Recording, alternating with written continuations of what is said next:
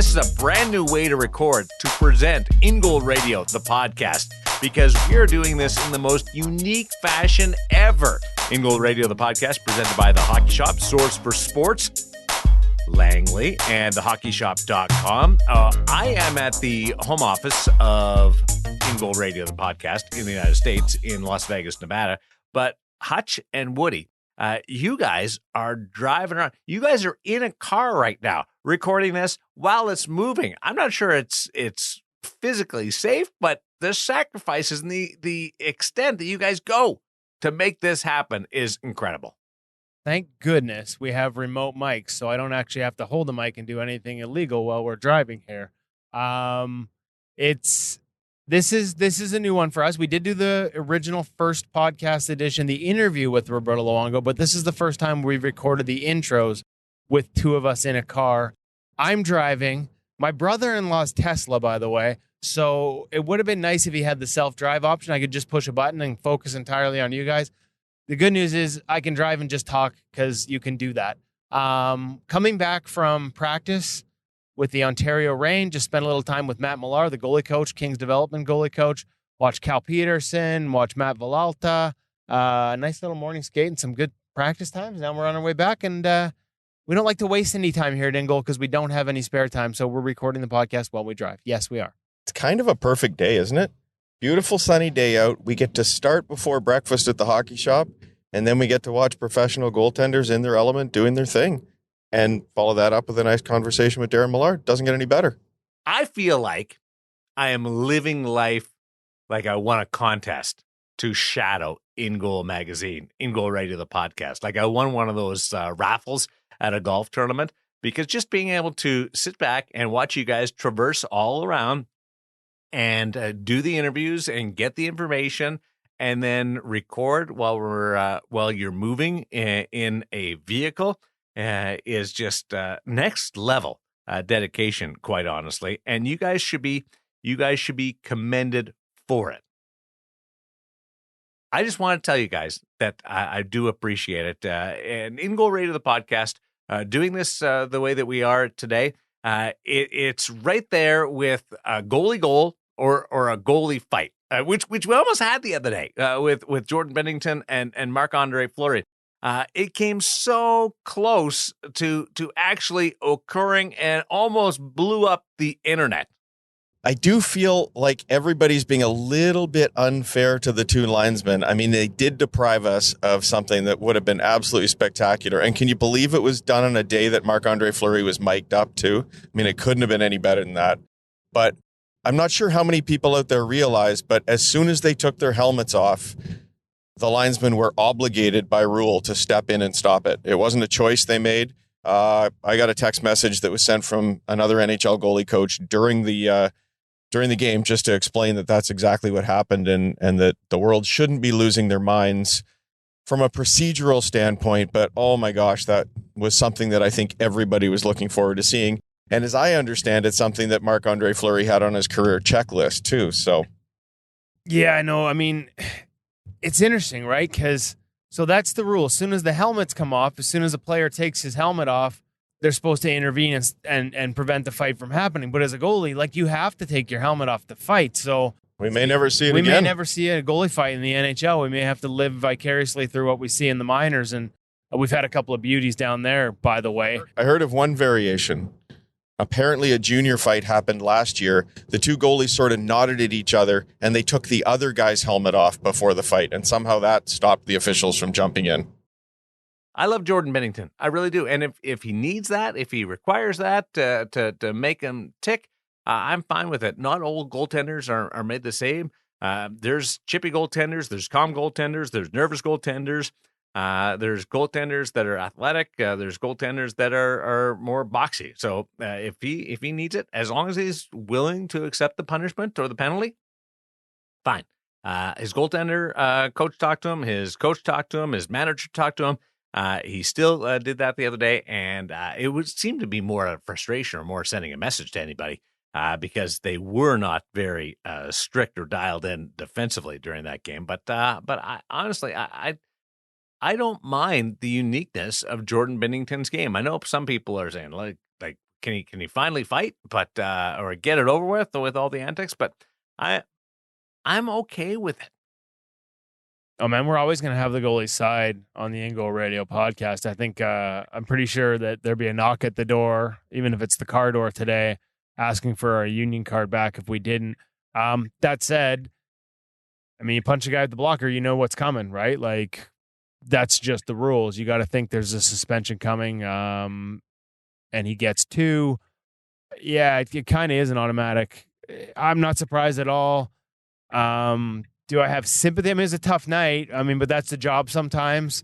I do know that there are times when he goes into that act specifically to just fire up a team on a night when they're not into it.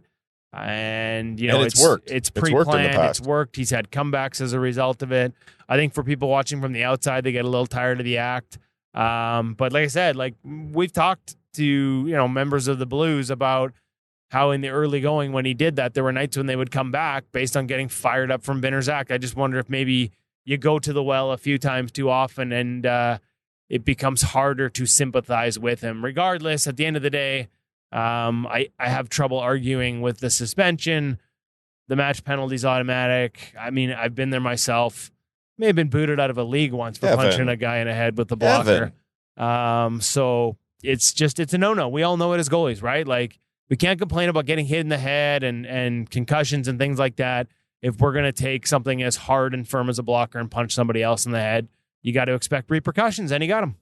Okay, I might be wearing my goalie union hat here, but the thing that went through my mind, especially reading the reaction on social, is it's a little bit of a positionist take on things. I mean, everybody's saying that Jordan Binnington isn't well, needs counseling, he's got to get this all sorted out. And yet, how many players over the years have been celebrated for the same kind of an act, trying to walk the line, cross the line, stir up their own team, get under the skin of the other team. The famous rats of the game who are great players and can make things happen out there, through the mind games. And Jordan Binnington's playing that same game to some extent. And yeah, you can say that's not the place of the goaltender. It's not the way to encourage somebody to play and that it doesn't help them be effective in the net. But at the same time, to start suggesting the guy's not unwell when he's doing the exact same thing we've celebrated so many players over the years doing, I have a bit of a problem with that. I don't mind it either that a goalie plays on the edge. Ron Hextall is celebrated for all the antics that he put forward when he was a player in the National Hockey League. And if you fire up your team, go for it. If that's what you need to lean on as a player, then do it. If you're going to accept the punishment that comes with it and the penalty, which in this case is a 2-game suspension. Like his coach called him out earlier this year in Craig Berube, and he still went back and did it in that situation. And so he obviously feels the need to defend himself or his team in that regard. We've got the gear segment coming up on our feature interview this week, presented by Sensorina. Sensorina VR is Stephen Valiquette from Clearsight Analytics. We talked to him once before, got a background of his playing career and playing in the National Hockey League. This is going to be a whole different aspect on the analytic conversation. But before we get to that, let's get the update from the Hockey Shop, thehockeyshop.com, a source for sports, Langley. Woody. Okay, so right before I go to the Hockey Shop update, I got to say, there is a silver lining to Jordan Binnington's 2-game suspension, even if Jordan probably isn't happy with it. What's the next best thing to a goalie fight? Goalie goal? Goalie goal. What could happen now? Joel Hofer getting the call up. I don't know if you saw this last week, Darren. He went for the empty net 3 times in the same game. First one missed, and then he hit each post. Kid you not, same game, left post, right post, and out. Ended up with a helper after the last one. I think after the last one hit the post, his teammate skated onto it, and I believe it was Martin Ferk completed a hat trick by tapping it into the empty net. So we've talked about goalies that can chuck it. We got to see Linus Ullmark score a goal. Man, give Hofer a couple of starts.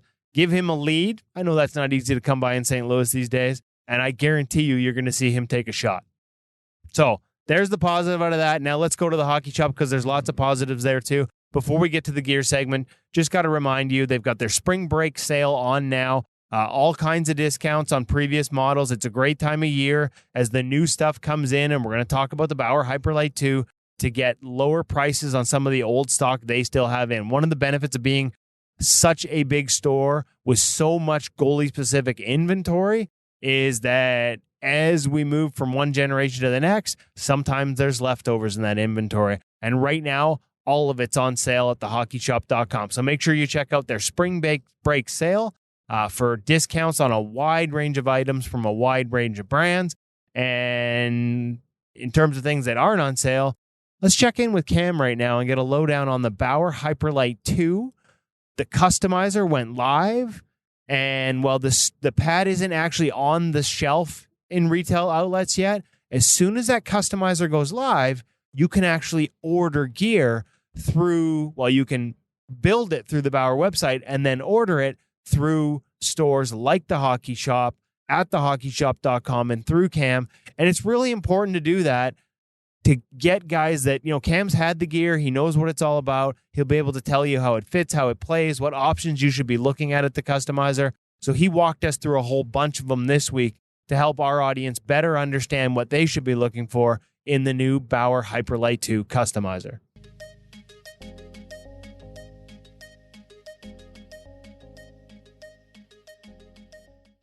Welcome back to the Hockey Shop, source for sports. I caught Cam over here near the sharpening area with my computer because the new Bauer Hyperlite 2 customizer has launched.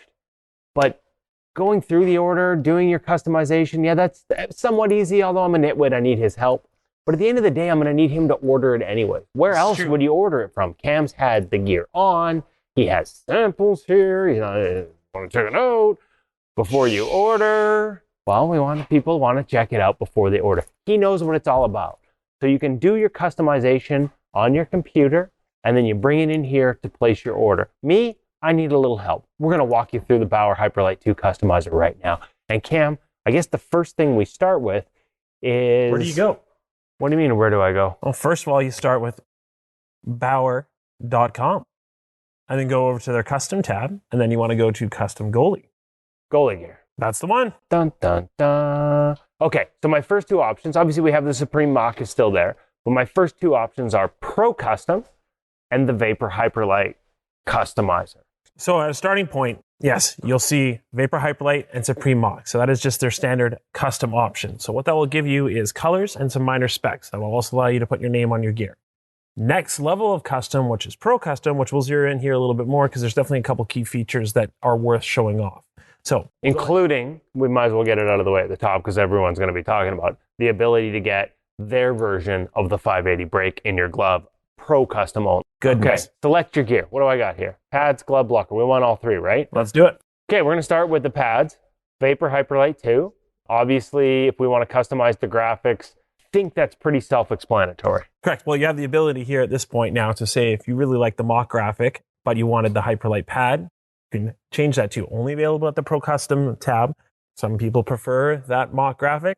Some prefer that Hyperlite. You can do vice versa. Multiple different zones. There's some really cool things you can do with the look here. We'll let you play with that. You'll lose an entire weekend. We want to get into the nitty gritty of construction. So I go to construction tab next, select pads. Here's the ability to pick. We're going to pick the Hyperlite 2. Select your glove. Here's where you have that opportunity for that new feature, that Vapor 90 catcher, or the regular Hyperlite 2 catcher. Okay, so and I think this is important. What is a Vapor Hyperlite 2 catcher? What is that brake angle going to be? Because for most people, they're probably just into the Hyperlite 2 customizer, not in this Pro Custom. Correct. So we're talking about what would be their 590 version. So your 60-degree brake in terms of your closure on your hand. This gives you that ability to bring that index finger down to the base of your palm as you're closing that glove. Something that's been available in True, CCM for quite a long time. Also building off of what would have been basically the Hyperlite 1 catcher as well. Okay. Select your blocker. Pretty straightforward stuff here. Okay. Colors. Once again, pick your colors. Pad specs. Here's where things can get a little bit interesting because you can start to build the two pads into one another, start to change things up. Hyperlite 2 is going to be designed to be their softest iteration in terms of pad flexibility. It's also going to give you the option to change the boot flex if you want to, change the thickness of the boot, and change that overall feel. So first, thigh flex. Thigh flex. Hyperlite 2 is a Softest flex to start out with. and interestingly enough, based on our old pad flex video or our pad flex videos, there's a lot of curve there. Exactly. Okay. So we've gone ahead and select overall thigh flex. So moving on. Boot flex. So you get their thin and thick option when it comes to the Hyperlite pad itself. So that thin profile is at a 100-degree angle. That thicker profile is still at that same angle, but it is going to increase the overall thickness of the boot. As stated, obviously, what that will do is it can kick the pad up on you a little bit higher as well. Okay, and so I got to be clear here, though, and this is the problem with us going into the Pro Customizer. This is Pro Customizer only. Mhm. The stock on the Hyperlite, if you're doing a customizer on the Hyperlite 2 stock customizer, the thin profile with the 100-degree angle, that's what comes stock. Correct. The ability to choose thick is only in the Pro Customizer. keep So in if mind you're this in the can help regular you. Hyperlite Yes. 2, thin profile, 100-degree break, that's what's stock on the new Hyperlite. And don't forget, Hyperlite 2 is a new pad for a lot of people, so they don't know what the stock options are. So we Correct. want to make sure we explain that. So pad specs, soft, 100-degree break for them, 100-degree angle is that flat boot. It's not a steep boot like the Ultrasonic. It's going to sit a little lower Correct. on top of the skate. Next, Another new feature coming up here as well. select knee block. Knee block first, you still have your Vapor Stabilis Slide and Stabilis Flex. Obviously, Stabilis Flex is on your Vapor. Stabilis Slide is what you're going to find on your Ultrasonic Supreme. Correct. Supreme line. Yeah. So a little more flexibility. As much as it's all about that one-piece knee, the Vapor line, which is what the Hyperlite 2 is in, has a little bit more give to it than the super rigid Stabilis Slide that originally debuted on the Ultrasonic with the Supreme line. So we're in the Pro Customizer. If I were in the Hyperlite Customizer, we know that Stabilis Flex is standard with the Vapor line. Can you choose the Stabilis Slide from the Supreme line without going Pro Custom? Can you get it in the regular Hyperlite Customizer? That is correct, actually, you can. More options are better. What's going to be stock? Obviously, on the wall, when you get your retail supply, that's going to be Stabilis Slide. Stabilis Flex. Stabilis Flex. There you go. So you can get confusing. That's what we're here for. Next option, select your knee wing. And this is pretty simple. You can either have it sewn in, and this is where that knee strap, that elastic knee strap wraps around and attaches on the outside of the pad around the knee. You can have it sewn in, high or low. There's two different points, and I believe that's Pro Custom only. Or you can just have it adjustable, Velcro tabs, easy to take in and out, and also different anchor points on that. You can have it high or low. Or if you don't use it, just completely remove it. And that's also an option, and that's an option on their stock customizer as well. Okay, next up in the custom options, calf bracket. So new feature. Now, new feature, but is this a new feature for Hyperlite 2 Customizer or only Pro Custom? No, this is a new feature in general that we're touching on here. So Hyperlite 2 has now brought over that same mock integrated calf bracket that's into the core of the pad. That is now releasing with the stock pad. In the Pro Customizer, this gives you the option to go without it if you would choose and just still like what you saw in Hyperlite 1, so a little bit more flexibility out of the pad, especially that lower calf area. If you're looking for that more stability, this is what comes stock on the pad. The Pro Customizer allows you to remove it if you did want. The stock customizer is automatically going to have it on there with no choice to remove. So this is the lower calf, sort of where you land the sliding plate underneath the calf, that area. It's now integrated more into the pad. Came stock on mock like that. Correct. Now you have the ability to actually, it's stock on Hyperlite as well, but you have the ability to go without it. As you were looking at your bootstrap there, in terms of for your option, whether or not you wanted a leather bootstrap, the short or long elastic strap coming stock onto it, or just having none at all. This is going to be an option on your regular customizer as well. Kind of fast forwarding through a couple more of the things. Toe bridge. Toe bridge is customizable. What's going to be stock on the Hyperlite? The Vapor Tab. Vapor Tab. Okay, so if you want the Supreme bridge, you can select it in the Pro Customizer only. Correct. Toe attachment. This is pretty simple. Elastic toe tie system from Bauer or a skate lace. You have both options. Toe alignment, centered or offset. Simple decision, one or the other. Correct. Select your leg strapping. Now this is where things get interesting. Vapor Tune Fit 2.0. So this is new to the Nope. Hyperlite 2, or is it the same as the This original continues Hyperlite? the original stock strapping. Your additional extra here at this point is now the ability to add the Supreme strapping to Mock. that. Yes. So you can basically go from, if you liked the Hyperlite original strapping, you can keep it, or you can switch over to the mock strapping, the Tune Fit Plus that they had in the mock, if you like that. Now, one thing to note, This is also available in the regular Hyperlite Customizer. It is not exclusive to the Pro Custom. You can get it in both. We're almost done with the pads, and the fact it's taking so long is a little tough, but let's be honest, more selection is better. Other strapping. Oh, the ability to add leather straps. If you still want them, it is still an option. Don't Only on laugh, Pro Custom. Marc-Andre Fleury has leather straps. There's a few guys that have leather straps on their Devin pads. Dubnyk on his Pro Return. I was going to say, evident from the Pro Returns that we've had in, a few guys are still liking that leather strap, just finding to get that extra Some guys like to have security. a fixed endpoint on their movement. So leather straps are available, Pro Custom only. That I don't believe that's available in the Hyperlite Customizer. Tune Fit Connect. One of my favorite options on the pad. Again, with the Pro Customizer, you have the ability to select Vapor or Supreme. I much prefer the Vapor, which comes stock on the pad. And for those that are saying, what the heck's a Tune Fit strap? We're talking basically about a Professor strap. They're equivalent of it. So the Vapor version comes stock on the Hyperlite too. Correct. And you have this option in Pro Custom only or Hyperlite Customizer too. Actually, in the regular standard customizer, you can choose and mix or match, and also do it aftermarket as well, because both are available for sale as well. Okay, last one, Grip Knee. The Vapor Grip Knee. Stock New on Hyperlite 2. feature for Hyperlite 2. So yes, it is a textured grip on the actual knee of the knee block itself. Again, creating a little bit more of a stable landing surface, not allowing that knee pad to slip and shift. That will be stock. And if you want in the customizer, you can remove it in the Pro Customizer. That is correct. All right, we're done with the pads. Glove specs, palm stiffness, game ready, Pro Palm, Practice Palm. I don't believe Practice Palm is available in the regular Hyperlite. This is Pro Custom only. It would just be game ready and Pro Palm. Select your T, double, single, reinforced. Double or single is an option in the Hyperlite Standard Customizer. Reinforced, which you can tell me what that is available only in Pro Custom. We're adding plastic to the top of that T-bar. So if you're someone who's only getting one glove for the season and you really need to make it last, that's another way to stop that T from folding over from use over time. Pro Custom only. Now, palm material. Hyperlite 2 has got a catch grip in it. That's new? Nope, that is the same from Hyperlite 1. Okay, or you can go to the Nash from the Ultrasonic line, or you can get the mock grip print that we saw in the Supreme line, the latest edition, the mock. That's Pro Custom only. Pocket lacing, simple. Whether or not skate lace or regular nylon, totally up to you. Lace, We've talked about skate lace before. You can get lace colors to match your glove.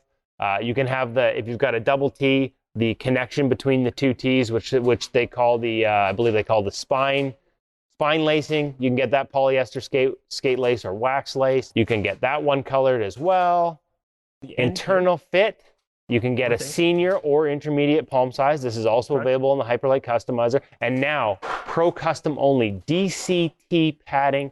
Cam, tell me what that is. What DCT is? Well, and what the options are. So this is one where we're going to have to Pro stay Custom only. tuned, but it is a replacement for their Poron extra padding. Correct.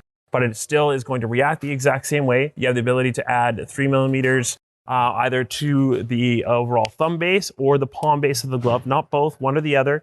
Palm, especially for those impacts, if you're catching a lot just off the tip of your palm and not finding that you're fully getting it into the glove, and it's something that happens to you quite often, it definitely is a nice addition to help stop some of those stingers. If you can only get one glove, can't get a practice glove as well, for example, this is another way to help to extend that lifetime of the glove without affecting your overall closure too much. Okay, and the other option is to have it sort of out in the finger area as well, one or the other, and Pro Custom only. This is not an option on the Hyperlite regular customizer. Blocker specs. So 2 options here. It's just going to be talking about whether or not you want an intermediate palm in the glove size itself, or you can get an XL if you really need something bigger. And then your last option is adding that thumb pillow. Thumb pillow or no thumb pillow. Correct. That's it. So we've pretty much gone through the entire line. All the specs, Pro Custom and Hyperlite Customizer. Now the key here is I fill this out, I get an order form, I check with you how it's going to fit. Is it different with the flat boot? If I change that thickness, do I need a different size? I'm checking all the details with you, and I can do that by bringing my order to you. How do I finish things off and send it to Cam? So you get the option to finalize and save your order. That will pump out a reference number. All I need is that reference number to be able to place your order. You can give me a call here at 604-589-8299 or 1-800-567-7790. With that reference number, that is what I can use to help place your custom order for your gear. And why would I do it with Cam and his experts here at the Hockey Shop Source for Sports rather than just filling it out and sending it to any random shop? Because you can get this type of expertise, these types of insights on the new features, how they affect the pad, how they affect your game. Whether that Vapor 90 is right for you.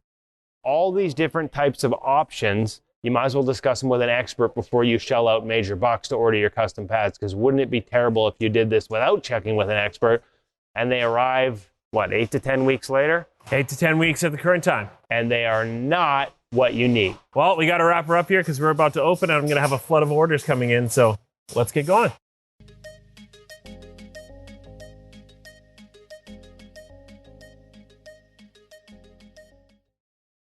They do it all over at the Hockey Shop, thehockeyshop.com, and Source for Sports Langley. Check them out, Cam and his crew in the goalie section. There's nobody better in the business. And when it comes to analytics, the leader there is Steve Valiquette and Clear Sight, and they do an unbelievable job, such a deep dive, and we're lucky to have an in there with Kevin Woodley through the great relationship that he has forged with the former National Hockey Leaguer and now broadcaster, goalie coach, and analytic expert. And he is the subject of our feature interview brought to you by Sensorina VR. Sensorina continues to get us ready for the offseason when ice becomes a little bit harder to get.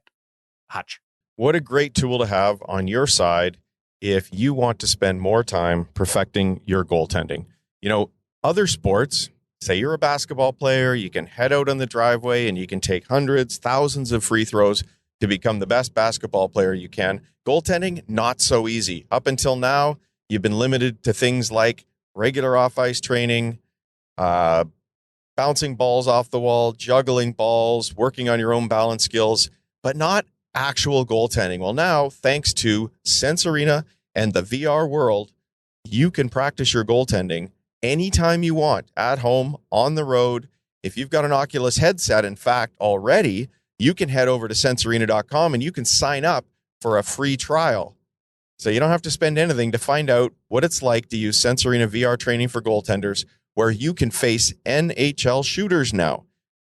You can face power plays. You can face penalty kills. You can do cognitive drills. You can do just about anything you'd like to do. You can tell the shooters where to shoot and they'll hit their mark every time.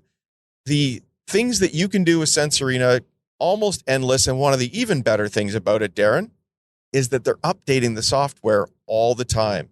New drills, new tools, new things to improve it as one of the best goaltending training items that you can have in your kit bag. Take it with you on the road, use it at home. Sensorina, great goaltending training for everybody out there. If you want to give it a go to Sensorina.com.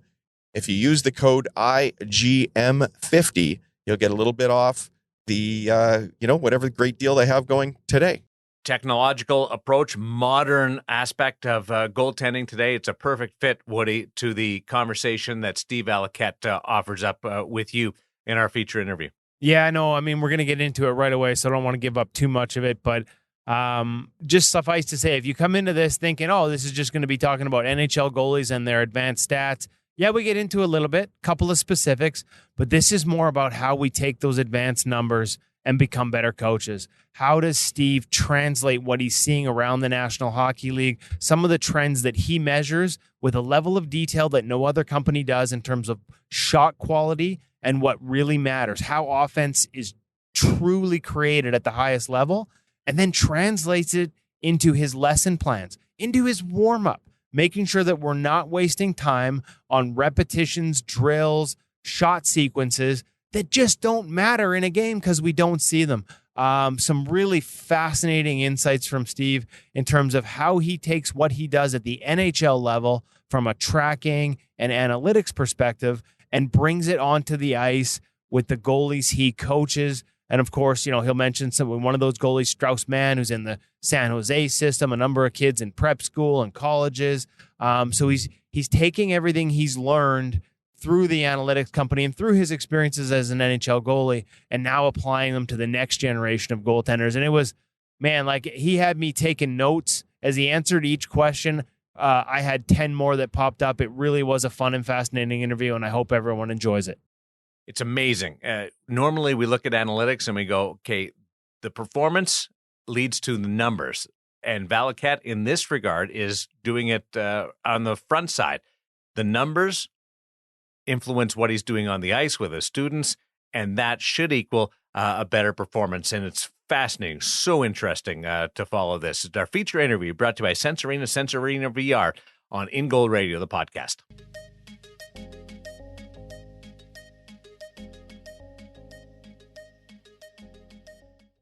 Cannot tell you how excited I am to welcome back to the InGoal Radio podcast. Second time guest, far too long in between appearances.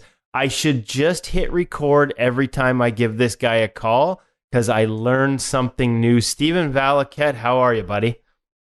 That makes two of us. And when we do talk, we go long. And before this segment began, we went long. So let's see how we do here. I don't want the boys to be all over you because I hear the podcast. They're always all over you for going too long. And one more question. One more question. Well, you know what? I think I got all my one more questions out of the way before we hit record on this beauty. So listen, last time we had you on, we focused on the career. And it was a good one. 14 years pro, including time with the Rangers, Islanders, and Oilers. I want to shift gears because we teased it at the end. Post-career, we know about Clearsight Analytics, the work you're doing there. I don't think enough people know how much. We see you on MSG with Henrik Lundqvist on the panel and the great work you do breaking down plays there. I don't know that enough people know that you're also still coaching a lot.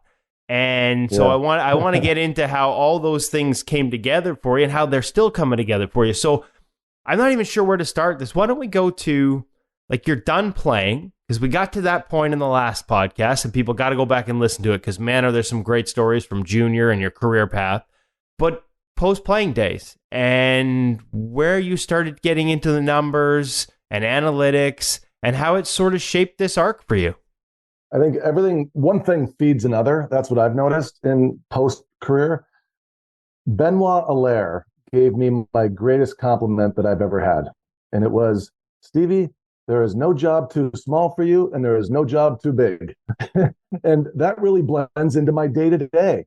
At 6 o'clock in the morning this morning, I was pulling the nets onto the ice at the Wonderland of Life in Bridgeport, Connecticut.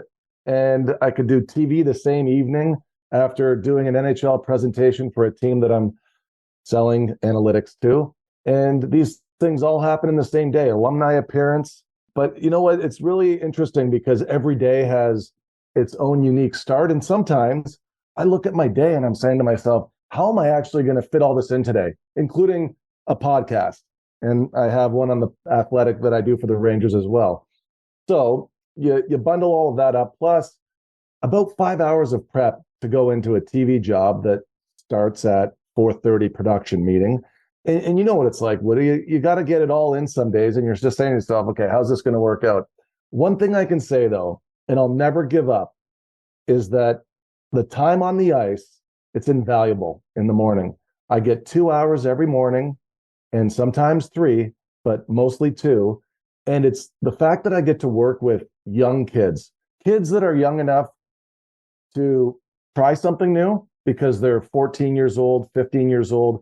So they're adult-sized bodies in the net, so they're big enough. And that's when I typically start to work with a young goalie. It's always 14. And one of the biggest reasons why is because it's like teaching goal all over again. I'm teaching a goalie that's 14 how to receive the puck. And I'll ask them oftentimes, so when did you start playing goal? And it's, 7, 8, 9. And I'll ask, what size net did you play in at that age? And it's the same one that we're playing in now, the NHL size net. Imagine being 8 and how much you used to have to reach for a save and go to full extension for every save. And now you're 14 or 15 and you've got to be relearning the position in a way to receive the puck, how to track down, how to bring the puck into your hip. And I bring the GoPro on the ice so we can see it from the puck's perspective. And that's really the first 2 weeks of lessons with me, is just relearning how to receive, make contact, follow. And then we get into skating and mechanics. But it's interesting because of that. And one thing I'll add, one of the guys that's job shadowing me right now, he's a magician. So he does weekend gigs, and magicians get paid very well here in Connecticut. He's got a great job, but his son's a goalie, and I've coached him since he was 7 or 8 years old. He's very good. And his son is, at the age now where I can take over full time. Up until this point, his name's Danny, and Danny's been doing all the work, and he's done a terrific job. But he's talking to me the other day about this, and I thought it made a lot of sense. He said, I understand why you go on the ice every morning, because this is your place to practice your bad. And I'm like, all right, I kind of get it. Like, try out your new chops and work on your game. And he said, yeah, because as a magician, I practice my bad at old age homes where I'm not going to get judged. I go in there, and if it's not clean, I can show a trick and they might not get fooled on something where I make an error. But where can I actually work on my craft every morning? And I'm talking about the analytics and why a drill can work a specific way. And how do I get the athlete to the in the zone or the flow state of any drill? And what are we doing that happens most frequently in games? And why are we doing it? So it's amazing to me, at the end of the day, when my head hits the pillow, I've touched so many different facets of the game, and they all feed one another, and they all lend themselves to learning and development. Okay, I was going to say there's a thread there I want to pull on, but there's probably about 8, so I'm trying to figure out where to start here. I want to get to the ice in a bit, and I want to really dig into how you're using the analytics and the trends you see and the ability to access the video behind those trends at Clearsight Analytics through the programs you built there, and how you take that on the ice to help these young goalies. First, let's go back and walk me through how it started. You talked about wanting to understand, what plays matter, what drills matter, what work we should do. How did that play into you getting involved and wanting to see, or maybe you did see and wanted to quantify the game differently and get into the analytics side of things? Walk us through that story a little bit. So curiosity, and I obviously had some great coaching growing up, whether it was Allaire or Sudesh Mirage, and working with goalie coaches that helped me in different ways. And the one day that it went off when I was on the ice coaching, I was on the ice with Strauss Mann, who played for the United States last year as an Olympian, and you've had on the pod. San Jose Sharks prospect now, yeah. Yep, now he's in San Jose. And he would have been around 14 years old, and we were doing a drill and it was a sexy drill. Like, I loved this drill. I made this drill up. I created it. I thought it was terrific. And what I did was I gave the puck away on purpose on the goal line. So I played catch with the shooter coming out of the corner. I gave it up on purpose. He would walk inside me and go across the crease on Strauss. And he was doing the drill well, but he said afterwards, he goes, Val, you know what? I love your drill, but I really don't know how often this actually happens in a game. But I didn't have the answer because I have never gone through the exercise of tagging every single play to the net in the NHL. Nobody had. So that was one of those moments where I was saying to myself, I've got to do this. I've got to start this company, because I was tagging all of the goals, and it was around January. And at that point, I brought in a business partner. His name's John Healy. He's in player development, very successful in our area. And John, for $5,000, tagged 200 games for me, the way that I had taught him to. And after that, we had a significant enough sample size where I could go back to Strauss and say, hey, man, so you were right. This play never happens. So it was one of those moments where I said to myself, we're going to raise some money and we're going to do all of next season. I want to find out how many times a goalie gets beat when he has clear view on the puck. How often does a breakaway go in? How often does a 2-on-1 happen? And another one was 3-on-2s. I was like, after the first year of collecting all the data, I couldn't believe that we practiced 3-on-2s as much as we did in team practice. They never happen. I mean, not never, but there's like half of a 3-on-2 on average in every NHL game, not 7 or 8 or 10, because we were 20 minutes, 20, yeah, for 20 minutes, 20 minutes every morning. Yeah, exactly. This just changed the way I thought about everything. And to this day, it really takes me back to my roots, which is at practice. And this is where I get excited. So you got to give me a minute here. This is what I love most about practice.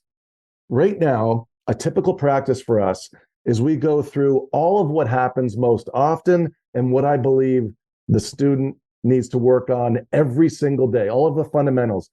If it's a really good goalie, we can get through the fundamental part of our practice in about 15 to 20 minutes.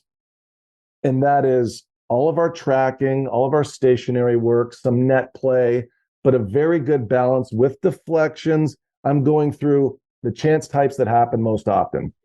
And when we get through that 15 minutes, if one of those areas is a little bit off, we'll spend some more time in it because we're not getting into the compete part of practice until that goalie is ready to do that.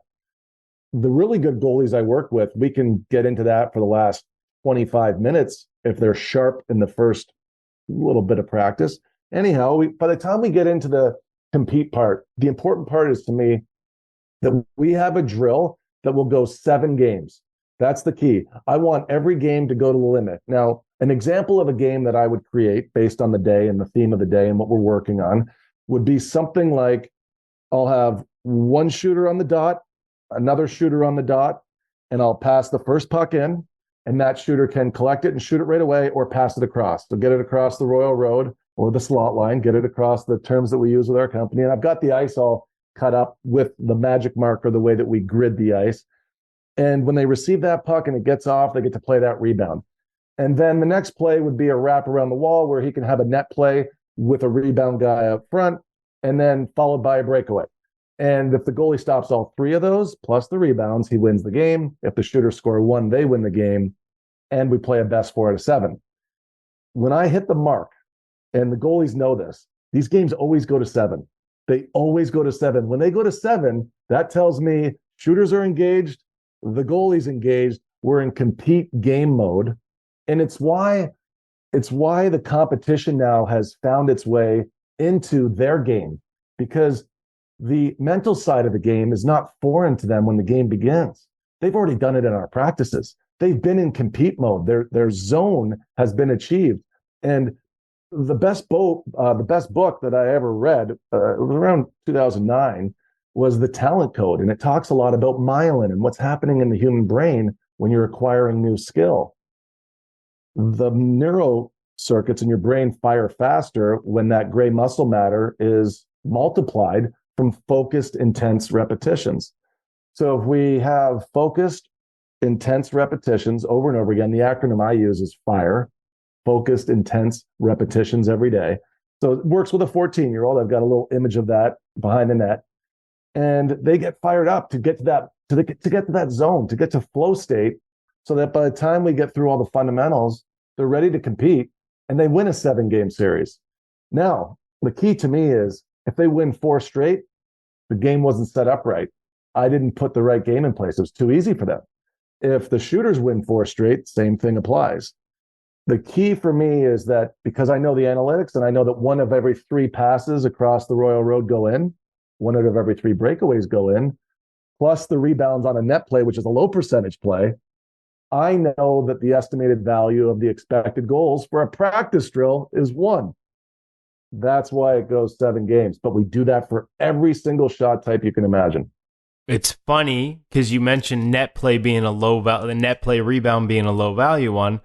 And I've talked to goalie coaches, I won't name them because they were just casual conversations, who believe that a lot of their goalies right up to the NHL really like doing net play drills and end up spending too much time in reverse, which can create bad tendency habits and also puts extra wear and tear on their hips. But they like those drills because nobody scores on them. And of course they don't, because they're low percentage plays. So that, I mean, that all makes sense. Okay, Why are so to that conversation, I think that guys are spending way too much time for those reasons you just laid out, but also that it's a low percentage play. And here's the thing.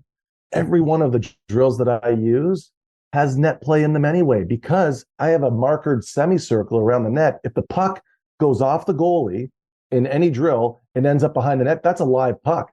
So you're getting a net play on the rebound. You're able to collect that puck. And I have the same conversation. A lot of the shooters that I have shooting on the goalies are all having great years. Guys are getting committed because their habits are better, because I'm forcing them to be intense. And I'll give you a good example. Patrick Sharp, and Sharpie loves to come out and shoot. He still does. Sharpie was up with his posture after shooting on Strauss one day. So he shot the puck, and then his posture came up off the ice, and then he came back down, and then he got the rebound and missed the net. I was like, Sharpie, you've got to stay engaged here. you stay in your posture and play the rebound, because if you're not forcing him to get over there quickly and you're not doing a game like, we might as well just get off the ice. What are we doing here? He goes, I was on that puck. I was on the rebound. I was like, no, you weren't. I got video right here because I got the GoPro hanging behind the net. So he comes in the video room and he sees it and he goes, holy, I can't believe it. He's like, that's a bad habit from team practice. I'm lifting up after that first shot because I usually go to the back of the line in the corner. I'm like, yeah, Sharpie. So then we called it a rebound posture violation. If any of the shooters come up out of posture and then come back into the game, the goal doesn't count. It only counts if you have that level of intensity and your habits and your details are tight. And it's always engaged, right? What do you like? It has to be, we have to be creating that environment. That's, if there's one message to the podcast for all the coaches out there, we have to create game environments for our goalies and our shooters. Purposeful practice, not perfect practice. That's right. All the time. And so that's where, look at the analytics and what I do on TV and all of these things. It's actually just trying to get a message out that I believe in, and I'm an avid reader. And one of the best books I ever read was The Go-Giver. And what flows out, flows in. And it's a great book about giving and helping and receiving, because you're a giver. And these types of things, this juju, this karma, I think it has a really good way of always finding its way back to me because I spread it. And I think that the message should always be, you're out there to put out a performance that your athletes can get engaged in. And of course, there's learning in that because we're recording it. We're doing our video work afterwards, but we're also creating a practice environment that feels very familiar to a game environment. Okay, so those first 15, 20 minutes, you talked about them being focused on things the goalie needs to work on, but also on things that happen most often in a game. You mentioned them quickly. Can we just go over them a little bit? So it sounds like sort of open looks, like clear looks, tips, net play. Like what are some of the things that, like in your mind, need to be a part of every foundation at the start? If I ran through my whole warm up with you, I don't know if that's great radio or not, but I'm serious because it like I could explain it, and right. I hope that people get it. But this is really important to me. You move me along as soon as you want to here, but to me, the best thing to start a practice with for the goalies, right? You've got a puck handle, but it doesn't have to be 10 minutes. It's really 1 minute. It's 1 minute. The dumps have to come in from the red line. You work on your play calls. When the guys skate in to receive it, the calls for us, they are reverse, which a backhand is to the corner. Play it, which is going to simulate the players have pressure on them and they're yelling to the goalie at the top of the circles, play it, and they put it high on the glass. Leave it, which is a puck that comes off the wall, but you leave it just below the goal line so they can wheel or curl up. Teach a young goalie how to do that. And the last one is just their nickname or their first name, which is a direct pass to the tape at the wall above the hash. Now you can get out of your zone, and we're working on hitting the tape, target, etc. To me, you got to do that every day from each side of the ice. Goalies will get better fast at handling the puck. We just had Marty Turco on our last edition, and it's funny. For all the talk about reinventing the game and the skill behind it, he focused on the need to do the basics, and same advice for coaches. You all want great puck handling goalies, but you don't commit the time to it in practice. So I love that you're starting with that. Every day. Actually, we just had Jeff Reese, one of my favorites, in here. And Scott Wedgwood is coming back off an injury. They spent 40 minutes on the ice. He's not getting ready to play. So when he got on the ice yesterday, they spent the first 5 minutes handling rims and just same thing, quick overs, quick ups, and even leaves. And I'm thinking to myself, when I first saw it, I thought, ooh, is he coming close? Could he play tonight? This looks like a getting used to the boards thing. But no, it's just that this is how you should start thing. I love it. And it's also, any goalie will tell you, it's a hidden bag skate too. I mean, you move around, you got a sweat going, and you're engaged, your heart rate gets up. Then, of course, we give the ones that the goalies would sometimes be uncomfortable with, which is a foot off the net, or a long where you have to put the paddle down, Shesterkin style, get it up, whatever. Anyhow, that's to me number one. Then it is, let's engage, let's get our head in the right position, let's see pucks. But I actually have an X that I use with my marker once again, and it's just beyond the face-off dot in zone, about 5-6 feet, because we want to have active hands from there. We want to be able to be active with our hands. So the goalie starts the exercise in the butterfly, making sure they're sound and square so you get the angle. And then it's 3 low blocker. You just engage 3 low blocker. You're not following the rebounds on those. You're just going to make proper contact. We make sure the head is coming down and it's face to the puck with your hands. And then they stand up and they do 3 more, and it's follow fast, right? So connect, make your save, follow it. Come back to the middle, butterfly again. We go high glove for 3 from the knees, and you're just catching it in front of you. And then you are getting back up to your feet, 3 more. And then we finish with 4 into the body, tracking down, bringing those pucks in. Do that from both sides. The next exercise I call shoulders and elbows. And what I do is I have an X that's halfway between the bottom of the circle and the face-off dot. So it's the space between the face-off dot and the bottom of the circle on angle towards the net. And the goalies are in their butterfly, hands positioned with fingers down, not up, because a lot of goals, as I track them, are under the hand, especially when the shots are taken from dots down. We see that a lot in the NHL this year. And hey, listen, talking to shooters, they're looking for fingers up. If they see fingers up, they're going over the pads. If they see hand down, that's when they're looking top shelf. You got it. My shooters all know it, and they're killing it in prep school because of it. So anyhow, the righties do really well at that. We have the goalies in that position, and they're also learning how to get their chicken wings up, and they're feeling comfortable with their size. Take a video of them on the GoPro, show them how big they are. That really encourages them because they now know how much net they take up and how little they have to move. And then we do the next set, which is a challenge from the dot itself, shooting right from the dot. Shooters cannot drag the puck here because the goalie can't adjust angle because they're on their knees, shoulders and elbows again, both sides. The next exercise we do is we have the piles above the hash marks on both sides of the ice, and the players are now below the goal line, outside of the semicircle that I built around the net, magic marker, from corner of circle to corner of circle, all the way around the net. Imagine there's a big 8-foot radius around the net. And what I like to coach, especially for the younger guys, when I send that pass down, it's like a power play pass. They skate into that semicircle, and as soon as they get into that semicircle and they break that line, then the goalies transition from their feet into a reverse, and they get 2 shots from there. Not 20, 2. But they get the rebounds, you play it out, and then the next 2 are into the semicircle with the player receiving the puck behind the net. That now allows the goaltender to enter into a reverse on their knees. So they're still beating the pass to the shooter that receives it behind the net, but they're on their knees. Then they attack net front. I've got the net front sectioned off into 2 different quadrants. One where you can see the goalie would not have to leave the post, and the second quadrant where we do the second set of 4, where they would transition and track off the post and be able to end up in a butterfly. Then we do deflections from the point. Then we do screened deflections. Then we do an exercise where both are put together and the players are, you're going to like this drill. I want to explain this drill. Listeners, I hope you guys use this drill. Am I going too far? No, you're perfect. But I just quickly, before we go to that last drill, the key here is none of this is just Steven Valiquette feels like doing this today. This is all drilled down into the science of where offense is created and what goalies are seeing the most based on your work with ClearSight.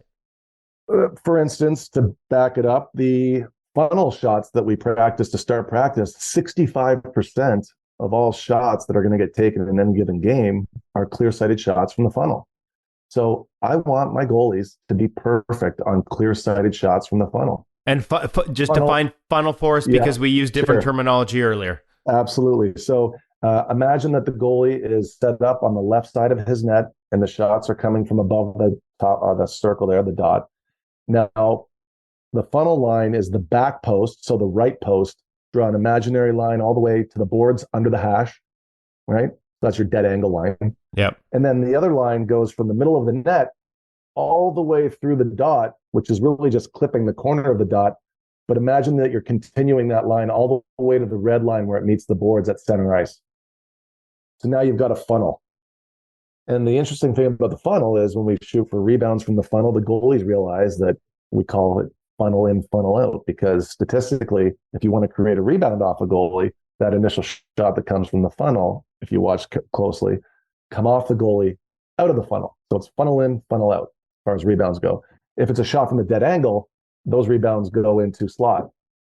So I teach the shooters this stuff and they get a big kick out of it, and they they get engaged because I'll say something like, especially when I get a first time shooter, I'll say, hey, well, let me show you something. Funnel in, funnel out. Shoot over here and you'll see. And you send your buddy over there in through the funnel and they'll score. They're like, oh, it works. And then they get instant buy-in and they're engaged, right? Love it. So yeah, you get it. I mean, it's a long process to get through the entire warm-up, but it's not a warm-up to me. I changed that terminology last year. I told the guys, I'm like, guys, this is fundamentals. Henrik and I did this every day. We do this every day. There's not more glitz and glamour and BS drills when you get to the NHL. It's more work on perfecting the fundamentals. And that's what we set out to do. That's it in a nutshell, and there's fundamentals to everything. I interrupted that last drill, so go back to it because you really wanted to share it, the tips and the deflections. So I like the deflections a lot because it really slows the goalies down. I like to have the shooters have their feet in the funnel and their stick is to the middle of the ice, but they're not on top or in front of the goalie, they're away. So the goalie has to track from the blue line. If I have a pile of pucks at the blue line, I'm the passer and I'm coming down seam with my pass.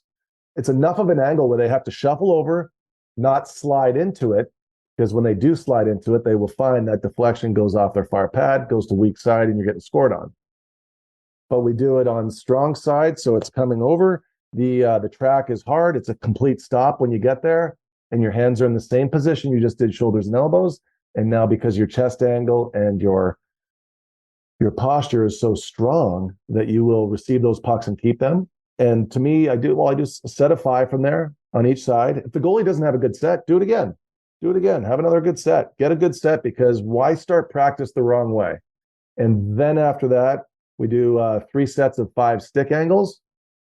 Stick angles for young goalies. I think you should be doing this every day. The way I do it is I have one shooter on the blue line on one side of the ice, a shooter on the other side of the ice on the blue line. First guy skates in, shoots the puck before the hash marks on the boards on the ice. The goalie sees it from perimeter on the boards. Second one is anywhere from above the top of the circles before they get over the top of the circles on the ice. And the third one is slide the blue line like a defenseman. So now your goalie's seen stick angle shots from 3 different areas, and you're getting 3 from each side. So that's 6, 2 sets of 6. Now you got your stick angles. I think that, again, going through the process of seeing what really matters, it's taken me a while to get here. I started the stats company, 7 years ago, so right now we're in a spot where I love what I'm doing because I get to work with it every morning and I'm seeing these kids grow, and I'm seeing one thing I've learned that I didn't think I believed in when I first retired was that you can teach compete. I thought you were born with it. And I've really learned that you can really teach it, because the goalies you work with, they want to be out there competing. They want to have fun. They want to be engaged. Sometimes they don't know how to go there mentally. And if you show them the way, they'll never want to go back to being that other guy. They'll never want to be him again. And that's where the best of 7 in the games and that element becomes so important. Yeah, it's we live like we're hooting and hollering, We're the guy under the chairlift hitting the bumps, And it's a piece that, I think probably goes, and this isn't to criticize, but we get into that goalie school environment where there's more and more and more bodies out there, and it's hard to sort of have that. Well, you can't do it. So I shut my camps down a long time ago because I really want to do it the right way. And I know that's sacrificing money for some people, but what would you rather do? Leave this life with a impact or line pockets for that purpose? It just doesn't work. Other lessons on the goalie development side, because you're not just using the analytics company and the knowledge you're gaining from that to identify the situations that matter most to goalies. It also gives you an opportunity to explore why certain guys are having success and dig into, like who's killing it. And you get to break down why, like down to the nth degree. That's why I love, man, like what I love about the position is there's not necessarily one right way to do it. We're constantly evolving and finding new things. And when I get to go on the site, and I'm blessed, and thank you so much for letting me sort of have the keys to look under the hood, to pop the hood and see what goes on back there. Some of the detail that you're able to dig into and see why guys are having success is like, it's not just that it can be mind blowing, but you learn from it. So that's probably where I'm at most right now with in the last few weeks, I've got some new goalies that I'm working with because it's the end of the season, end of the mentorship program, and I'm bringing some new guys in that I really like.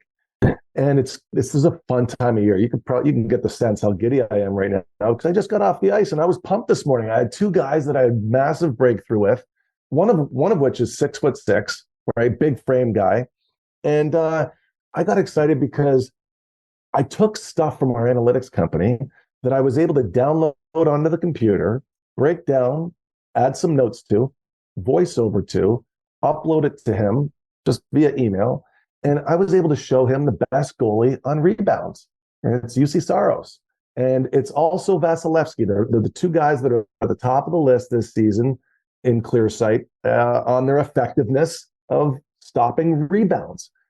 Now, here's what I know about goaltending. The guys that are always good on rebounds have the best contact off the first shot because their weight is distributed properly. They've tracked down. They're able to move freely because they're not sitting. One of the things, I'll get back to answering that question, but one of the things that I really had to break down for goalies recently was that there are 3 levels to every butterfly, right? So the way that I grew up, Woody, was all the way up, erect, like get yourself as big as possible, make yourself as tall as possible. And it's really funny because that's actually small. Being that tall and upright is small when you take the line from the crossbar and have a rope that goes down to the puck. You can see that vertical angle climbs over your shoulder when you go erect like that, especially if you're deep. Yeah, you're actually looking. It's funny because I'm not going to name names, but we had some goalie coaches that push back on the forward angle. You got to be tall, you got to be big, and it's like we can demonstrate with it's simple, a really quick sports science assignment. Geometry that you're actually getting your goalies to open the top of the net here. Yep.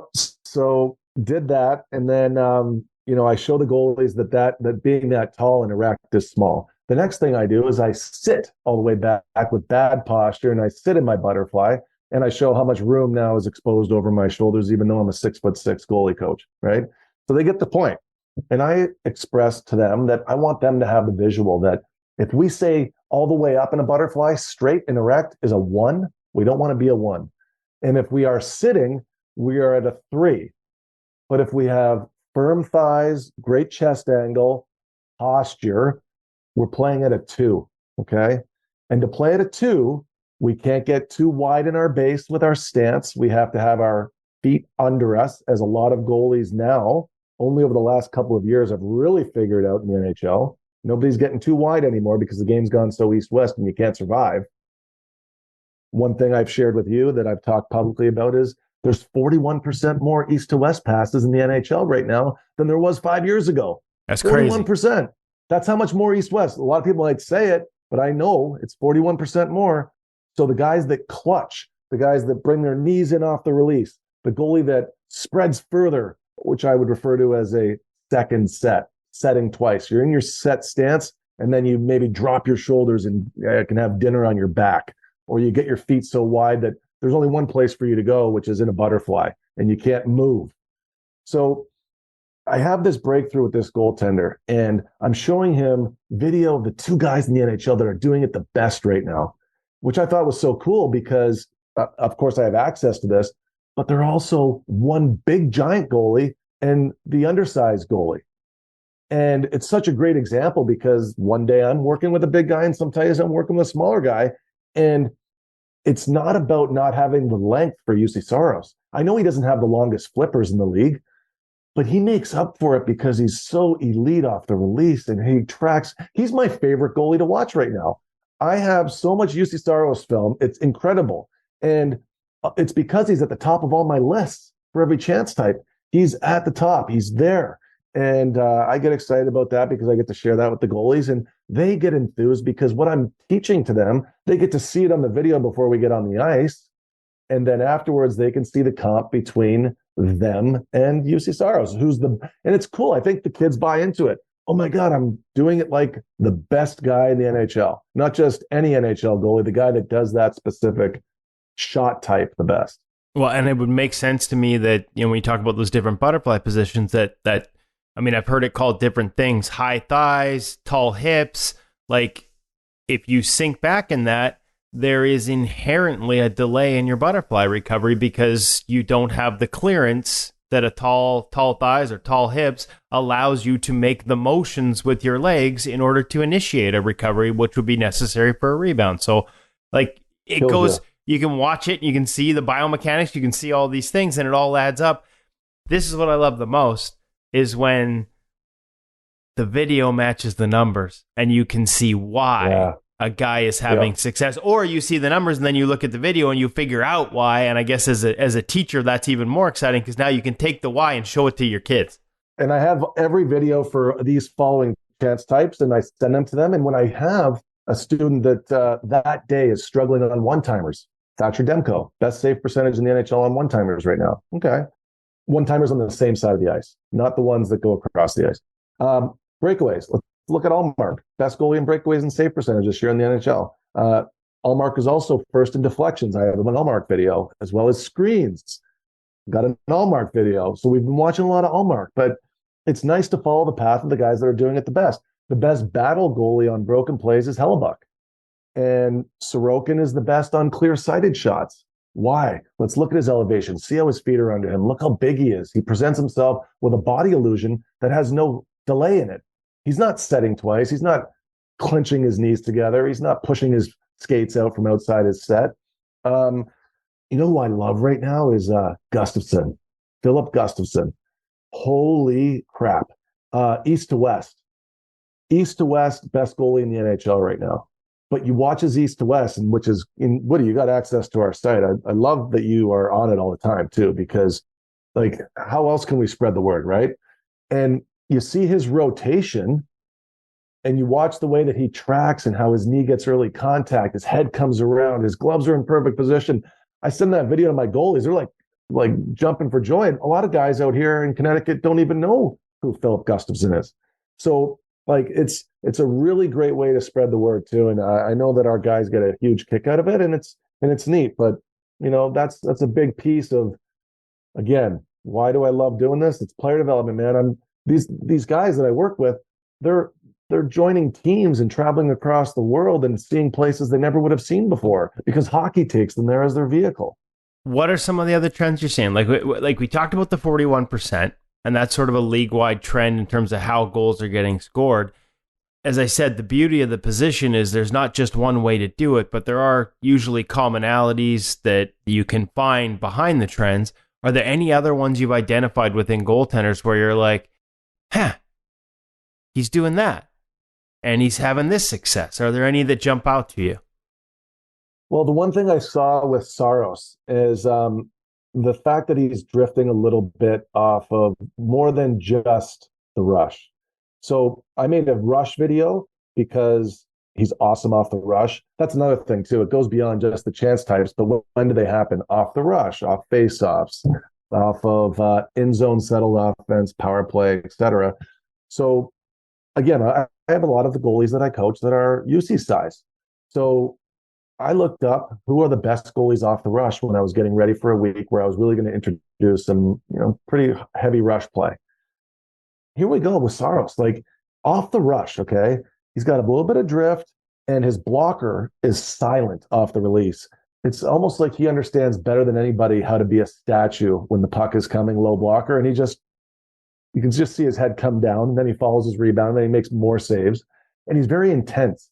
And his head is violent. His head is violent coming down to the puck. That's what I love most about him because he seals the ice so well. But I've seen it carry out to other things where he's also got a little bit of drift. And I think you've seen it too, where there's a number of guys now that are starting to, even on what would used to be stationary plays, have some drift. Well, I mean, for sure, and I'm not going to pretend I saw it. It's more that they were open in sort of sharing it. Linus Ullmark, we had him in here a couple of weeks ago, and still got a story that needs to go up at InGoal magazine, but he explained sort of the philosophy behind it, and so did Bob Asenza, and that's something that they teach there. Again, not just off the rush, but and we're not talking about old school start the hash mark, seat cut back and forth. You could potentially get caught on the wrong edge as the play. You're stuck. You're on your left skate. Your weight's on your left skate, and the play moves west or left, and you gotta get your weight the other. Like, it's not that kind of stuff. This is so subtle. little bit. And you're right, like Saros as well. So now we've got two goalies that are top of the league, and in an era where all I hear is set and square, and I repeat it a lot myself, they're square, but they're not quite set to the degree that we might think. There is a little bit of tiny bit. They use the word recoil in Boston, and it sounds like there's a little bit of that in UC's game as well. So, again, things that we don't expect, things that maybe aren't taught, we're starting to see appear as a commonality in, hey, two of the best goalies in the league. See, that's why I'm an InGoal subscriber. That's why I listen to the podcast. No, I'm serious. Like I love getting new information, and it's hard to get. It's very hard to get if you're not in the trenches. I'm not in the trenches. I'm not in the locker rooms anymore like that. But hearing you say it that way, I've used what we're talking about here off the rush. Of course I do. But I'm going to, as I said earlier, I've got guinea pigs that I can work with every morning. We're going to start working on this starting tomorrow morning. I've got 2 hours tomorrow morning. You know what we're going to do? We're going to do one of my favorite drills, which is pucks at the top of the circles. And the first shot is low blocker. Goalie follows the puck low blocker, and I have my back turned to the net. I'm in the corner. I'm the passer. And what I want the goalie to do is hustle to the post. As soon as the post is hit with the skate, they get to locate the front, and they come back to me. And now I turn, because I tell them to look at my numbers. Now I turn, just like in a game, collect the puck, and I'm able to hit the guy on the backside. But that guy has 4 different spots he can go to that I have marked off, right? All the way through the dot to the top of the circle and tight to the net. So your goalie can't just push to the same spot every time. He has to read it. He's got to track a pass. Well, first of all, he's got to locate lefty, righty, location. Where is he? But then he's got to track the pass the right way. And we're not cheating on the pass. It's so important to me. This is one thing that gets lost. And I hope that the listeners listen to this. Don't cheat on a pass in practice. And don't cheat on a setup before a pass in practice. You need to do it game-like. Allow the puck to get across your middle, get your head over your leading knee, and explode on your pass. And get ahead of it at the end if you can before the receiver receives it. But tomorrow, I'm going to add a new wrinkle, which is going to be when you get your set, start with a slight drift. Let's see what kind of success we can have on that open shot, because it's going to be a stationary shot, and it's going to be from far enough out that they'll have the time to do it. Well, and I love, hey, listen, listen, I appreciate the back pat for the InGoal radio podcast and for InGoal Mag, but none of this, like, if Bob Asenza's not willing to talk about this a little bit with me, if Linus Allmark isn't open about this being a, part of his development this year and a big step, like if everybody's just like, my secret is my secret, if we don't have that openness, then we don't get to share it. And so I got to thank those guys for always being so open, because they look at it from a broader goalie development perspective as opposed to, and it's interesting because you talked about Saros. I watched Ben Vanderklok, the goalie coach with the Nashville Predators, work with Kevin Lankinen early this season, and they were doing drills that had a little bit of this in it without shooters. It was just them working on crease movement patterns, and it was fascinating to me because I assumed it was for stuff off the rush, but not necessarily. And Ben's a guy who I think gets overlooked too much, because look at the success. Look at Pekka late in his career. I mean, when you follow in the footsteps of Mitch Korn, it's easy for people to maybe overlook you, but look at the success his goalies are having. And now analytics, Kevin Lankinen keeps popping up on my screen as a goalie who, tiny sample, but in a tiny sample, when I look at ClearSight, here's a guy who is having a lot of success in adjusted save percentage. And so, I got to go look at video. I think I'm going to find a little bit of that element in his game as well. Hey, I'll tell you what, I've had friends that were former teammates or guys that I, played with growing up. You know where they did get stifled? They weren't willing to share. And nobody was willing to share with them. And so what you said, don't take that lightly for 1 second. You're the way you are, Woody, because of this is your personality. This is how you've always been. And you and I have been sharing stuff since the day I retired 10 years ago. You and I have always been close that way. And when I'm talking about that book, The Go-Giver, I think it's one that if you're not in that mindset, get yourself there. Get comfortable with it. If you're a listener that you're not comfortable with sharing your secrets, well, then guess what? You're not going to get people to share with you. And Look, I remember listening to one of your podcasts this summer with Wedgwood, and I loved what he talked about and how he was playing 60-40 and what foot he was stopping off the rush.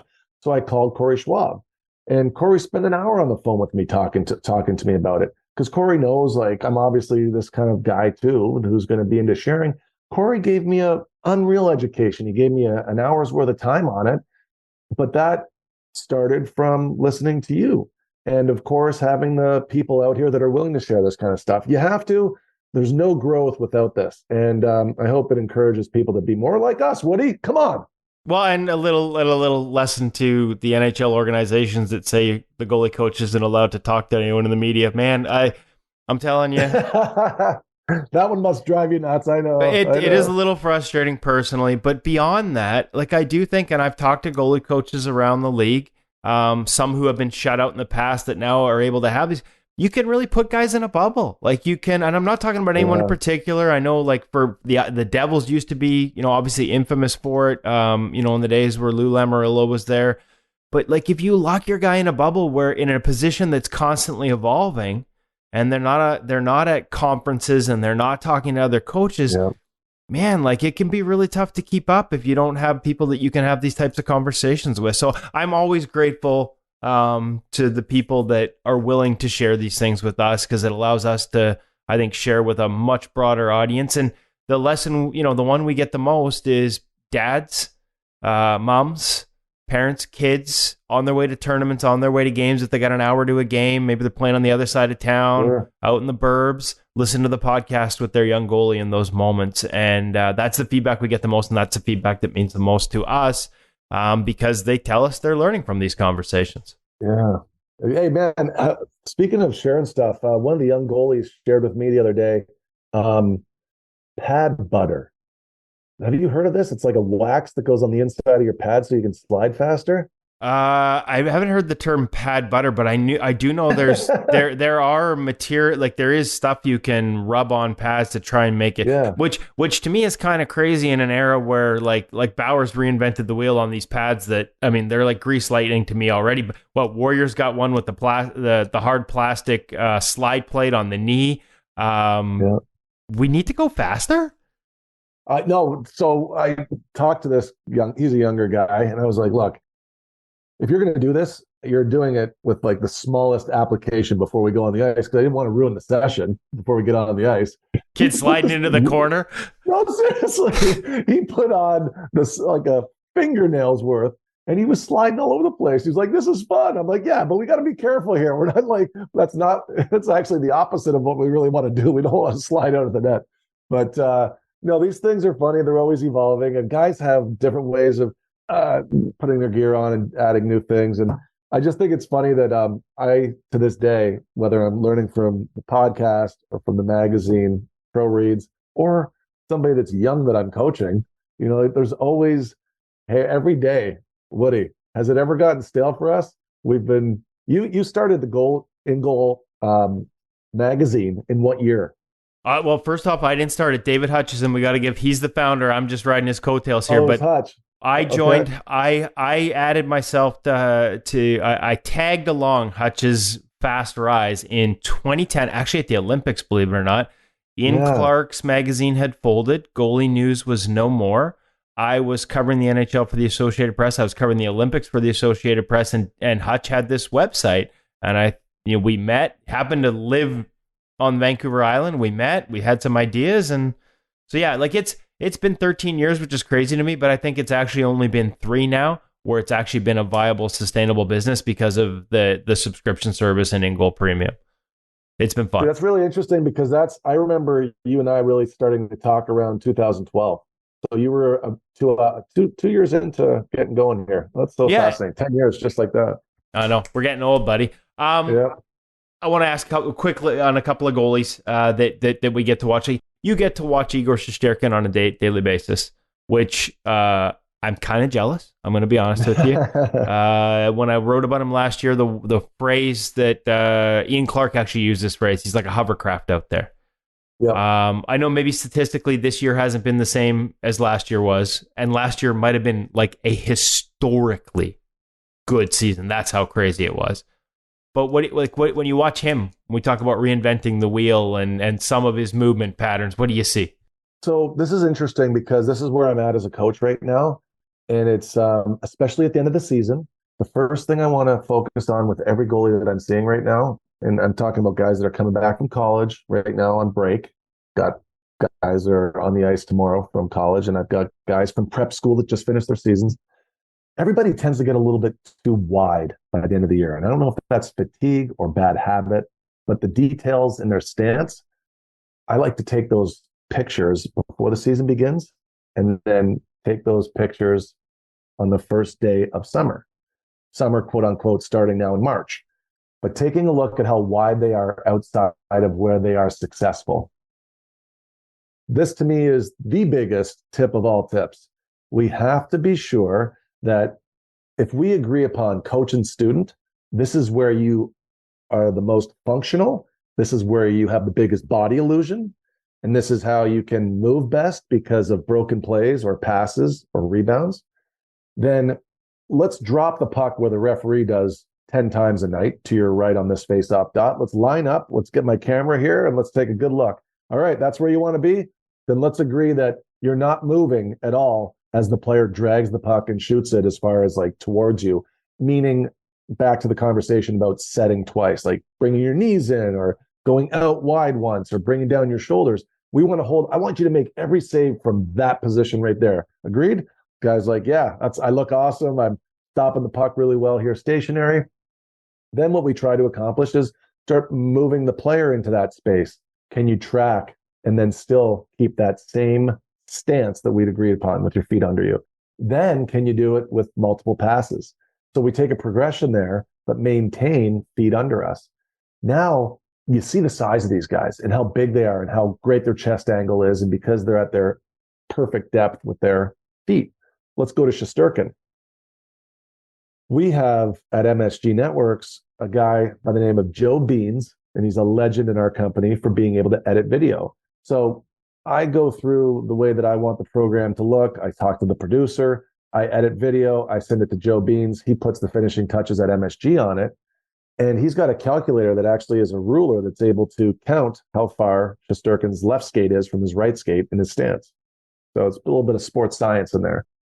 Well, we found that he was 1.5 to 2 feet off the open shot on clear-sighted shots coming into the funnel this year, wider than last year. Which is going to change fundamentally his ability to move, which was the defining characteristic of his breakout season. You got it. So his contact off the release isn't as down and in front. He's not able to move as clean on rebounds. He's counter-rotating more. He's spreading out. He's opening up. He's wide, so his shoulders are coming lower. As soon as you get outside of your stance, your shoulders drop. The puck's only an inch wide. It's an inch. So you bring your shoulders down 2 inches, you're getting beat over your shoulder now, and you don't know why. So we have a tendency, as we widen out, you have a tendency to pull your hands back as a counterbalance. Everything bad happens when you get too wide. I don't see one benefit to getting wide off the shot that would help you. Yeah, no, so let me just say that his posture's gotten a lot better. I was I was on the ice at 6 this morning, but I woke up at 4 because I'm an idiot. I should have been in bed at least until 5, right? But I got up at 4 because I have a goalie that I have to talk to that's playing at one of the prep schools here in Connecticut. And I really wanted to watch his game, which is 12 minutes of clips that his coach sent me yesterday. And the only time I could watch it was really early this morning. So I have a phone call later on in the afternoon. At any rate, the first thing I saw that I'm going to help this kid with is the player on the power play steps off the half wall like a Patrick Kane spot, right? Steps off the half wall like Kane does. And he passes the puck down to the goal line where Kreider is. And when that player received the puck, he had already gone into the butterfly facing the passer, Patrick Kane. He still went down to his knees there. He's facing his butterfly. So back up the tape, and I look at it, I'm like, oh, no wonder. He had brought his knees all the way together in his standing stance. He only had one place to go when that puck went down to the goal line. He dropped in the butterfly. Just reaction. And that's the thing. Like, it really, if you don't have your feet under you the right way and have your knees separated in your stance, you can't have an athletic position or posture or movement. And you tend to go down on passes, not a shot, on passes. This guy goes down, Even if Now you he's go behind the east-west, play. all you've got is a slide. Like even if you That's all are you've got is a able to, slide. you can't beat him on your feet. How many? You Like can't beat him I on your can't tell. feet. Every pro reads I do is I'm at my best when I beat plays on my feet. So the That's question right. now becomes, this is fascinating. So you can use those photos as a checkpoint for your goalies throughout the season. That's right. Here, what's happening? Are we still in that stance? But also, why is it I mean, first thing goes off in my mind, like, why are we widening out as the season goes on? Why are we losing that foundation, that fundamental foundation? Fatigue, Practice. man. I was going to ask you if it was fatigue or it was just practices. Like, because what do we see in fatigue. practice? Fatigue. All we see in practices is unrealistic shots where, That's right. if I got a guy walking down, like, forget the funnel. You had 2-on-0s in practice. The guys walking into the hash marks and teeing it up, shots they won't get all freaking season, and they got 20 of them in a practice. What am I going to do? I'm going to widen out into shot preparation mode. I'm going to dig in a little bit. I'm going to almost, I don't say, and sometimes widening out's almost a flinch. Like, you're just sort of like, it's like, totally is. Totally is. And you know what? The one pet peeve I have about team practice is what you just said, where guys skate into the slot to shoot clear-sighted shots. Okay, fine. You want to do that? Then I guess we're agreeing upon just doing a breakaway then. I'll take away my breakaway depth. And if you want to do that, I'll just play it like you're shooting early on a breakaway because you're not giving me the funnel shots I need. So fine. Like, I'm not going to sit there and get absolutely sliced and diced while I stay in the blue paint. So that's why if you don't understand the player piece to this, how can you understand the goalie piece and vice versa? It's for both of us. If you shoot unrealistic drills in your team practice on your goaltender, he will turn off mentally. And if he does and he gets disengaged, guess what? You're just shooting on an empty soul in there and you're not getting any better because you're not beating a goaltender that's engaged on a good drill. So that goes that way as well. But the feet thing, that's a big piece here, Woody. You've got to keep your feet under you.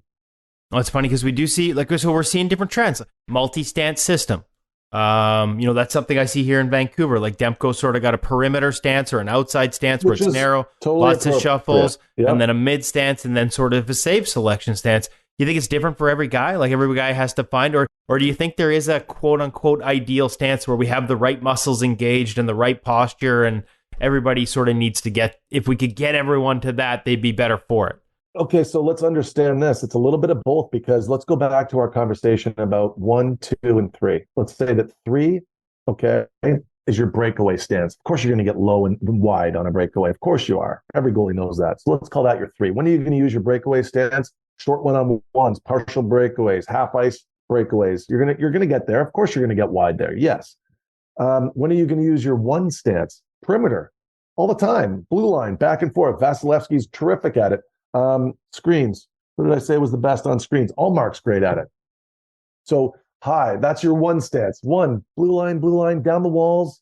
You know what I started doing as I got older, which really helped me, was I took my eye off the puck when it was on the wall or it was at the perimeter, and I would look to the face of the puck carrier, especially on the power play. This kicks ass on the power play.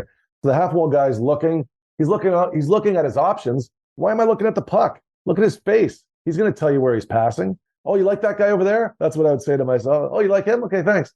And then I just follow his pass over. It was my way of reading the play, but taking the blinders off, because when the puck goes to the corner, especially if the wall guy comes to the corner, if you press down, you're completely shutting your left eye if he's in the right corner. Can't see it. You're so pressed.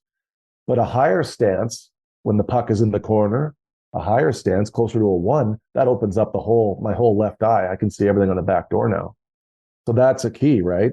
Now, if he turns his back to me and goes up the wall, I can certainly take my eyes off him and see who he likes and where he's going. But oftentimes looking at the face will give you that signal. One of the best dinners I ever had was with Tretiak.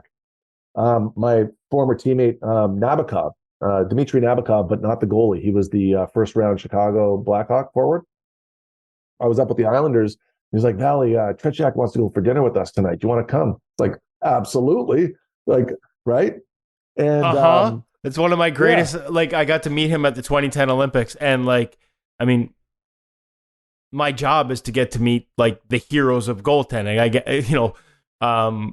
you got Price, Lundqvist, Lawon, you get to know these guys and meet these guys and talk about the position. Tretiak was another level, man. That was one of my all-time great moments. So 100%. So this is where I stole this. This is where I got this idea from. So I told you I'm an avid reader. If there's one thing that helped me, it wasn't my OHL education. It was reading on the bus. Good tip for the goalies. Really helped me out with my sports psychology know-how and stuff like that. But the Tretiak book that I read, he talked about how he would read by the eyes. He would do it on 2-on-1s. He'd do it on breakaways. He said I read his book already. So at dinner, I asked him, I said, what can you tell me about reading by the eyes? I've tried it. It doesn't really work, especially in practice. He's like, yeah, you can't do it in practice because the guys are going to see that you're doing it and then shoot somewhere else. So it doesn't really work in team practice. But he said, you have to have the courage to do it in a game. Now, here I'm saying, like, okay, so I'm not doing something in practice. And I'm going to try that in the game when I'm just willing my life together and just battling for every inch in the NHL for the first time. I only played 6 games for the Islanders that year. I'm certainly not playing by the eyes on that night. But he really put it in my head that I had to work on it. And where I found the shooters weren't aware that I was doing it was when they were on the perimeter because they were so far from the net and they couldn't see that I was looking at their faces instead of the puck. Love it. I love it. Oh man, I feel like we could go for another hour and there would be still 100 more lessons in here. But you already told me what your day was like, and we have touched so many bases. Steve, man, like I'm gonna cut it off here. We're already in an hour. This is short for us. I know. Well, we did have a 40-minute conversation before we started, but I'm gonna let you get to the other 6 million things you got to do today. Dude, thank you so much for your time. I know I was thinking as we're going along, one thing we're trying to do at InGoal is like, yeah, we got 208 of these now. And we don't go through the interviews and pull the stories out of them. So it's like, we got to do that. And sort of just so there's a constant reminder of all these old conversations because there's so much great advice in them. Like we need to have that at InGoal. And I was thinking as you're going here, I'm like, that's a story. That's a separate story. That's a good pro drill. That's a good pro tip. That's another story. So thanks, man. Like you filled the notebook today. I really appreciate the time, buddy. And the beautiful part of the way you approach the game is that I know 6 months from now we can have a conversation again, and we're gonna maybe not 6 months. I'll give you more time off than that, and it will be a little more often. Talk to Hutch and Darren about that. Seriously, yeah, we do need to. It's something about our schedules, but honestly, I know that 6 months from now there'd be something entirely new that we could talk about, and we'd both be learning from it. So I love it, buddy. I can't thank you enough for your time, given how busy you are. Awesome stuff. Just My pleasure, awesome Woody. stuff. Thank you, man.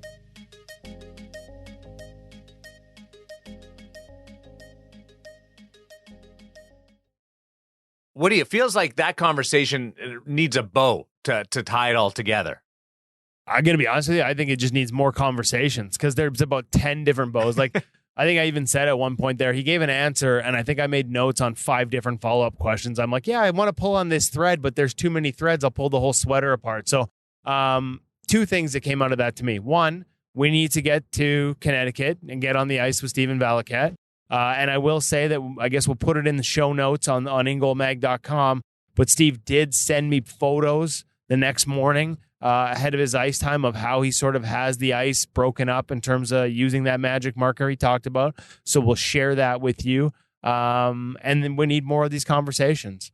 As much as we think of him as the ex-NHL goalie and the TV analyst and the analytics guy, it sounds like he's doing some really incredible things with that knowledge on the coaching side.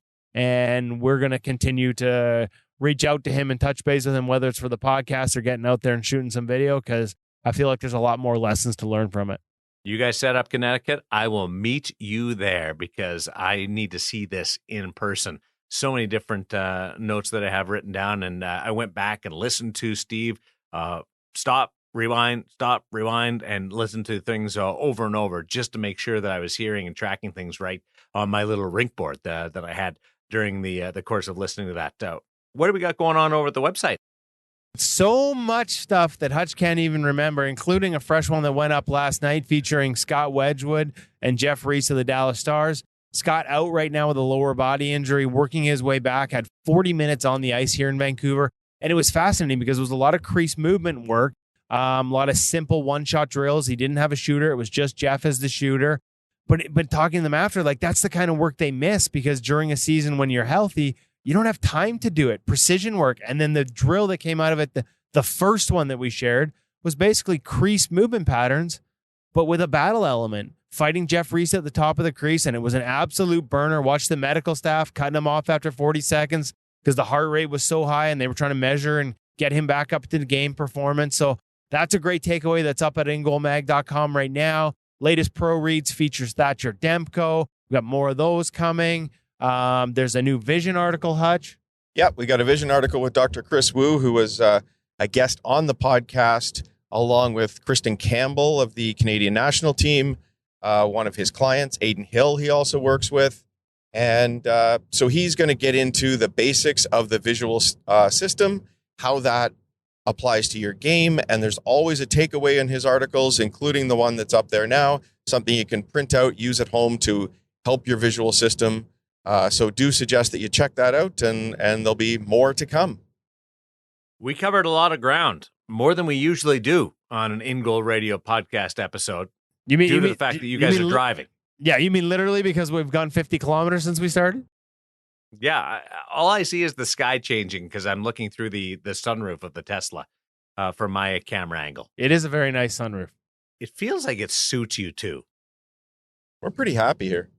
Oh, yeah. Not going to lie. We're sort of visualizing each having a Tesla wrapped in the InGoal logo, but that's probably a long way from now. Yeah, we're gonna need more of our listeners to go buy a subscription right about now for that to have any chance of happening. If we could sell about 5,000 subscriptions based on our listeners, then yeah, we'll do this more often. Yeah, be environmentally friendly. Be eco friendly by subscribing to InGoal Radio, the podcast, and InGoal Magazine. We got to do one on the ice, like gathered around a net, just hanging out, 3 mics and just leaning on a net and doing something like that. That would be really cool. Awesome stuff, guys. Thanks for doing this and fitting it in any way possible. Our listeners certainly appreciate it. And Valiquette was fascinating, and the new customizer for the Hyperlite 2 from Bauer being available through the hockey shop is really fun to look forward to. So good job. And we appreciate you being around next week with us, because it would not be fun at all if it was just me. So keep that between the lines. Okay, pal? Oh, 100%. No problem. This thing drives itself. If that was the case, you wouldn't have been looking at the road so much. I'm going to bust you right now. Thanks to everybody for listening, and talk to you next week on InGoal Radio, the podcast.